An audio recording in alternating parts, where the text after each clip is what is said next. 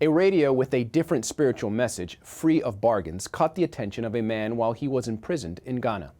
This is just part of the story of Nkrumah, who after his release was drawn to Christ by the same radio and a familiar voice. During these campaigns, during COVID-19 crisis, we baptized 60,530 people. Nkrumah is one of those people. Every night, he walked 3 miles to take part in evangelistic campaign conducted in Ghana. He would get there early to help set up. The messages he heard touched his heart, and a special voice gave him the assurance to make up his mind.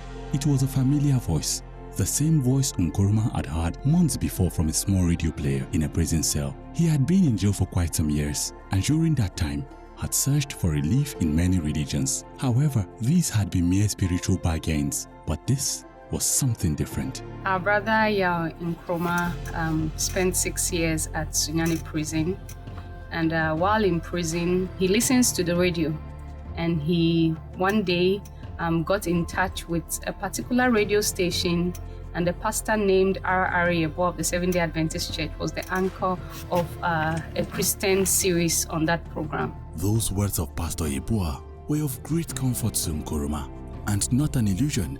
When the state granted him freedom, Nkrumah looked for the church of the pastor he had heard on the radio. He wanted to meet him, but he did not know the Adventists. He heard that the Seventh-day Adventist Church was conducting an evangelistic campaign at Abyssine. After being invited to take part on the evangelistic series, he spared no effort to be there, but he wouldn't go alone. He would invite neighbors and people along the way to hear the word that had transformed his life. Much to his surprise though, in these services Nkrumah heard the same voice from the radio program, now live, appealing to his heart.